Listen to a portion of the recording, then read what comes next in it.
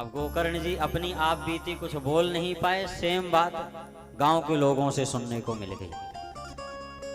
तो धुंधकारी की मुक्ति के हेतु गोकर्ण जी महाराज ने श्रीमद् भागवत की कथा का भव्य आयोजन किया। इसमें धुंधकारी एक 7 पोर की गांठ में समयाभाव होने के कारण कथा को संक्षेप में करने का प्रयास किया जा रहा है। वैसे भी कथाएं इतनी हैं कि कथाओं का कोई अंत ही नहीं है। कितनी कथाएं करेंगे,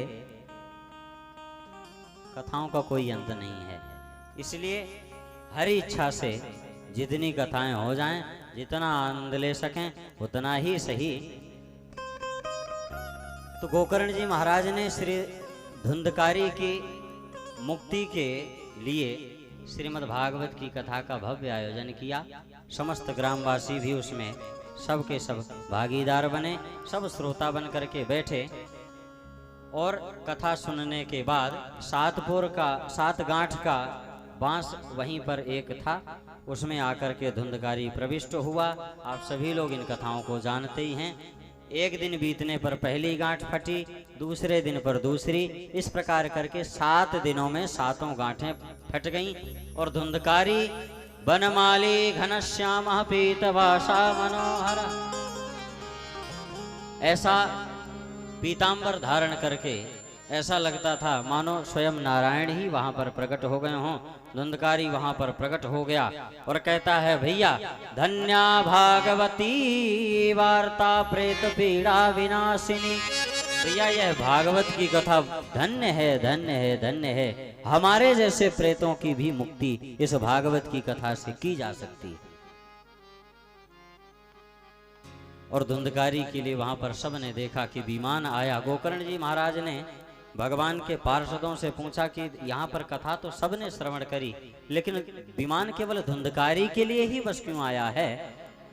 तो बताया भगवान के पार्षदों ने कि श्रवणस्य विभेदेन फल भेदोत्र संस्कृतः। गोकर्ण जी महाराज यहाँ पर श्रवण के भेद से ही फल में भेद दिखाई पड़ रहा है। यहाँ पर कोई श्रोता भी 3 प्रकार के होते हैं। एक तो पहले होते हैं श्रोता, दूसरे होते हैं श्रोता और तीसरे होते हैं सोता। सोता जो होते हैं वो सबसे पहले आते ही एक अपना टिकने का स्थान ढूंढा करते हैं। श्रोता जो होते हैं वो भी बेचारे आकर के आगे तो नहीं बैठते हैं, बीच में या पीछे अपना श्रोता लिए और दुनिया भर की कमियां निकालते हुए अपना स्थान ग्रहण करते हैं। तीसरे होते हैं श्रोता। तो बोले महाराज पहले नंबर की श्रेणी में जो श्रोता कहलाए जाते हैं वह केवल उस प्रकार से केवल धुंधकारी ने मन लगा करके कथा श्रवण किया है। अब धुंधकारी को विमान में जाते देख करके सबका मुंह लटक गया। तो गोकर्ण जी ने कहा कि चिंता मत करो, हम पुनः आयोजन करेंगे। और पुनः श्रीमद् भागवत की कथा का आयोजन किया गया। और भागवत की कथा के आयोजन के बाद इस बार सभी ने मन लगा करके कथा को श्रवण किया। कथा श्रवण करने के बाद 7 दिन बीतने पर सबके लिए विमान आए, भगवान के पार्षद आए। वहां पर सभी श्रोताओं को विमान के द्वारा भगवान के धाम को ले जाया गया।